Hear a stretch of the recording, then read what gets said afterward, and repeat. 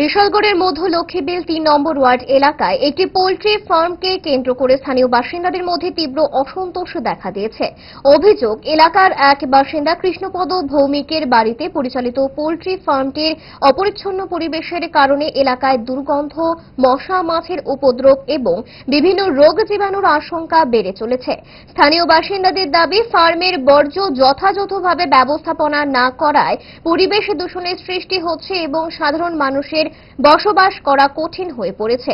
বিষয়টি নিয়ে বারবার আপত্তি জানানো হলেও সমস্যার কোনো স্থায়ী সমাধান হয়নি বলে অভিযোগ। এলাকার মানুষের দাবি, প্রশাসন দ্রুত তদন্ত করে প্রয়োজনীয় ব্যবস্থা গ্রহণ করুক, যাতে পরিবেশ দূষণ এবং জনস্বাস্থ্যের ঝুঁকি থেকে এলাকাবাসী রক্ষা পান। আমার পাশের বাড়ি কৃষ্ণপদ ভৌমিক, তাদের বাড়ির পোল্ট্রি ফার্ম খুলছে আজকে অনেকদিন হয়েছে।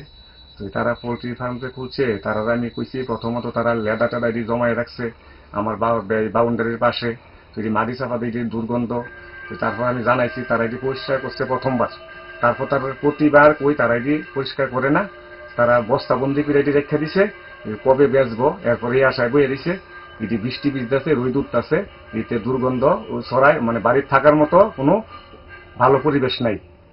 তারপর আমি তার প্রধানকে জানাইছি, প্রধানকে জানানোর পর আমাদের গ্রামের নাম মধ্যলক্ষ্মীবিল ৩ নম্বর ওয়ার্ড। কি নাম প্রধানের? প্রধানের নাম হচ্ছে রুমা দাস। প্রধানকে আমি জানাইছি, প্রধানে তারা কইছে, বুথ সভাপতিরও জানাইছি, সঞ্জয় দাস বুথ সভাপতি। তারপর কিছুদিন আগে আমি প্রধানকে আবার জানাইছি, দাদা আমি তো তারা কইছি, তারা তো পরিষ্কার করছে না।